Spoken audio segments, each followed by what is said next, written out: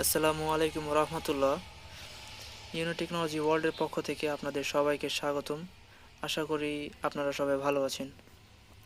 আজকে আমাদের কাছে একটি জামে মসজিদের ডিজিটাল ঘড়ি এসেছে।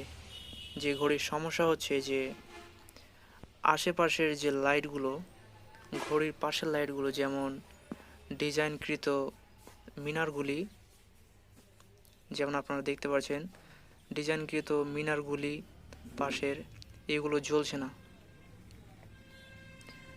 যেমন পূর্ব ভাটোপাড়া জামে মসজিদ, কিছু আরবি লেখা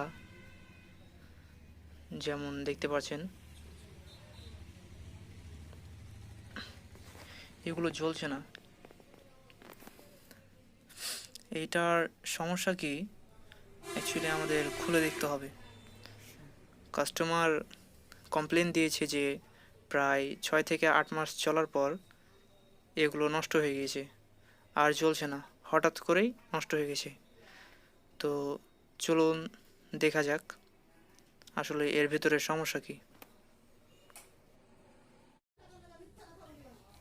ঘড়িটাকে আমরা উল্টিয়ে নিয়েছি যেন এর পিছনে থাকা স্ক্রুগুলো খুলতে পারি।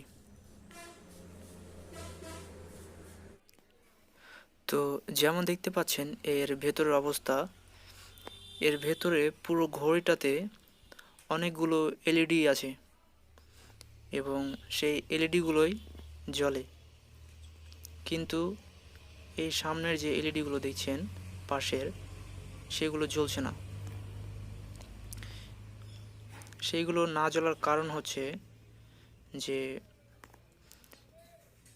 কিছু রেজিস্টার আমরা দেখতে পাচ্ছি এখানে জ্বলে আছে বা পুড়ে আছে, নষ্ট হয়ে গেছে হাই ভোল্টেজের কারণে। আর কিছু সাথে থাকা এলইডিগুলো নষ্ট হয়ে গিয়েছে, কারণ এখানে যে এলইডি রয়েছে তার ওয়াট এই রেজিস্টারের ওয়াটের চাইতেও বেশি। তো সাধারণত ডিজিটাল ঘড়িতে যে সকল এলইডিগুলো ব্যবহার করা হয় সেগুলো হচ্ছে ভিডিওতে যেমন আপনি দেখতে পাচ্ছেন সেগুলো। এখানে আমরা ফিউজড হয়ে যা এলইডির জায়গায় নতুন এলইডি লাগিয়েছি এবং আগের যে রেজিস্টারের ভ্যালু ছিল সেগুলো ছিল 3 ওয়াট এবং 1 কিলো ওহমসের, কিন্তু আমরা এবার লাগিয়েছি 1 কিলো ওহমস এবং 5 ওয়াট রেজিস্টার। কারণ যে বাল্বগুলো সিরিজে রয়েছে সেই বাল্বগুলোর যোগ সংখ্যার ওয়াট হচ্ছে প্রায় 3 ওয়াটের চাইতে কিছুটা বেশি, সেই জন্য সেই এলইডিগুলো এবং রেজিস্টারগুলো জ্বলে গিয়েছিল। আর সেই কারণে এবার যেন দীর্ঘস্থায়ী হয় সেই জন্য আমরা এখানে 5 ওয়াটের রেজিস্টার দিয়েছি 1 কিলো ওহমস। আমাদের এবার রেজিস্টার এলইডি সব কিছু লাগানো শেষ। যেখানে যেখানে লুজ কানেকশন ছিল, যেখানে তারের সমস্যা ছিল, সবগুলোই ভালোভাবে সার্ভিস করে দিয়েছি। এবার লাইন দেওয়ার পালা এবং দেখি টেস্ট করে দেখা যাক। তো দেখতে পাচ্ছেন ভিডিওতে যে পুরো ঘড়ির এলইডিগুলো সম্পূর্ণভাবে এবং ভালোভাবে জ্বলছে, কোনো জায়গায় কোনো কোনো প্রকারের গ্যাপ নেই। যেমন আপনারা ভিডিওতে দেখতে পাচ্ছেন সমানভাবেই সব দিক থেকেই জ্বলছে।